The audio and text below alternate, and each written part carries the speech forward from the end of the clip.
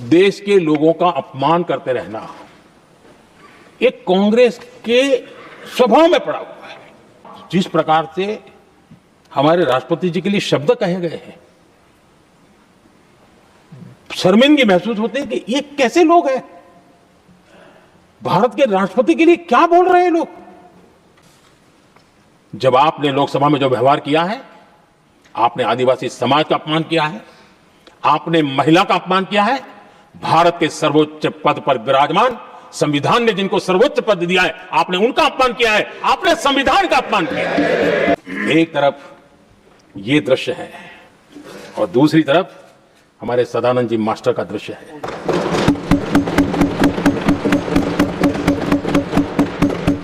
राजनीतिक विद्वेष के कारण उनके दोनों पैर काट दिए गए। भरी जवानी में दोनों पैर काट दिए। कटे हुए पैर से जिंदगी गुजार रहे हैं, लेकिन संस्कार इतने ऊंचे हैं कि वाणी में भी अपशब्द नहीं निकलता है। और कल जब उनका पहला भाषण हो रहा था सदन में, और उन्होंने जब अपने बेंच पर आपसे इजाजत लेकर के अपने कटे हुए पैर के लिए वो जो नीम का उपयोग करते हैं, आर्टिफिशियल नीम का, उन्होंने जब रखा, वो दृश्य देश के लिए पीड़ादायक था।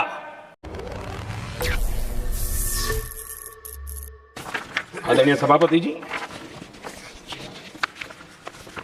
देश के लोगों का अपमान करते रहना एक कांग्रेस के स्वभाव में पड़ा हुआ है, उनके संस्कारों में पड़ा हुआ है। कांग्रेस ने बीते दिनों राष्ट्रपति जी का अपमान किया।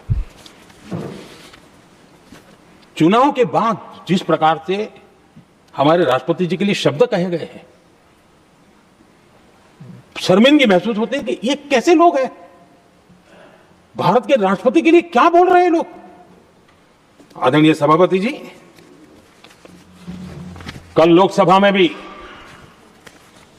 राष्ट्रपति जी के अभिभाषण पर चर्चा नहीं हो पाई। ये राष्ट्रपति पद, उसका घोर अपमान किया है। उनको संविधान शब्द मुंह में बोलने की अधिकार नहीं रहता है। जो लोग गरीबी से निकली हुई एक महिला, आदिवासी परिवार से आई हुई एक महिला, जब आपने लोकसभा में जो व्यवहार किया है, आपने आदिवासी समाज का अपमान किया है, आपने महिला का अपमान किया है, भारत के सर्वोच्च पद पर विराजमान, संविधान ने जिनको सर्वोच्च पद दिया है, आपने उनका अपमान किया है, आपने संविधान का अपमान किया है। आदरणीय सभापति जी, उनको कुछ भी लगता हो, कांग्रेस को ये गुनाह की। Honorable members, it is now 6 p.m. If the House agrees, we may sit beyond 6 p.m. till disposal of the motion of thanks and the presidential address. Do I have the leave of the House to extend the sitting beyond 6 p.m.? Thank you. आदरणीय सभापति जी, समय बढ़ाने के लिए मैं आपका और सदन का बहुत आभार व्यक्त करता हूं।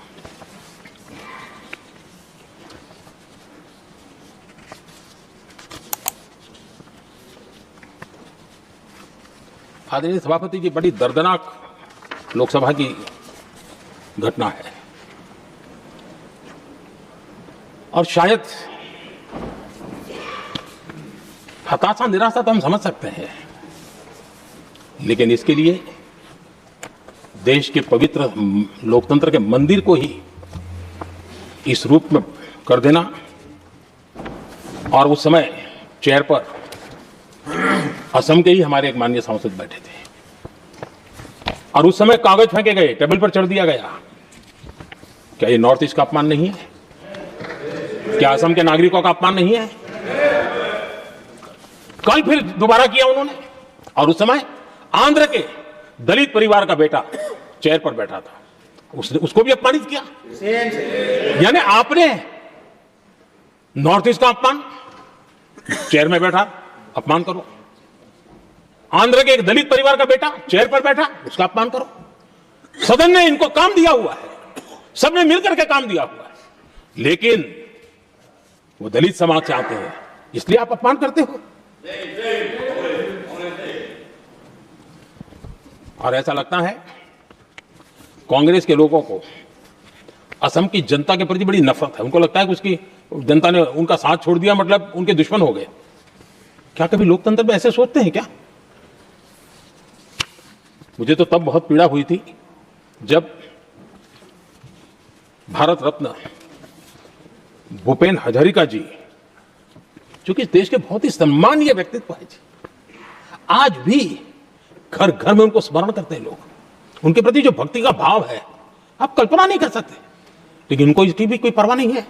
और जिस प्रकार से, और हमारा सौभाग्य था कि हमने भूपेन हजारिका जी के देश के लिए जो उनका योगदान था, नॉर्थ ईस्ट जैसे इलाके से पूरे देश को अपने वाणी से, अपने विचारों से, अपनी अभिव्यक्ति से बांध के रखा था। हमने भारत रत्न देने का निर्णय किया।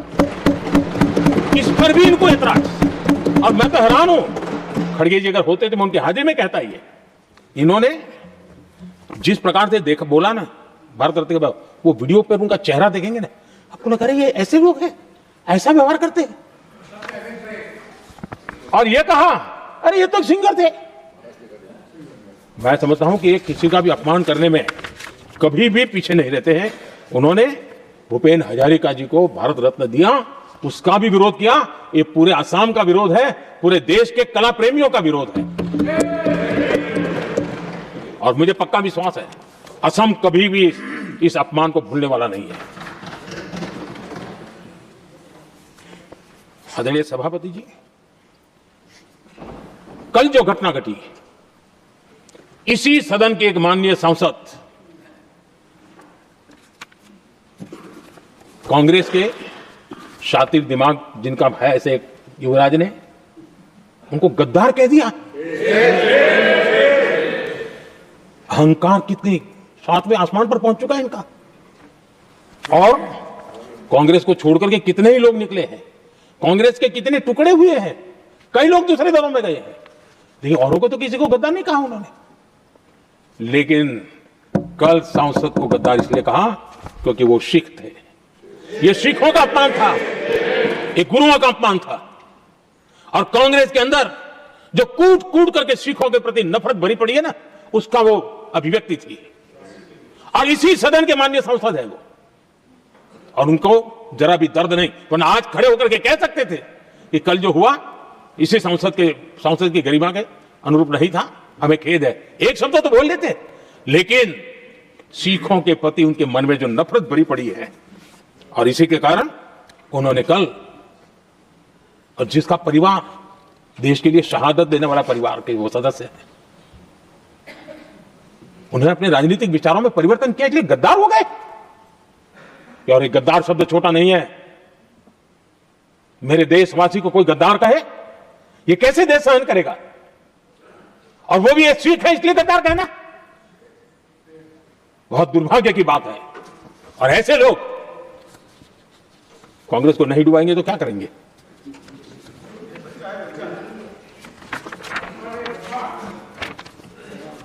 आदरणीय सभापति जी, एक तरफ ये दृश्य है और दूसरी तरफ हमारे सदानंद जी मास्टर का दृश्य है।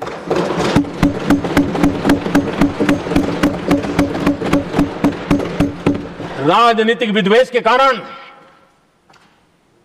उनके दोनों पैर काट दिए गए। भरी जवानी में दोनों पैर काट दिए।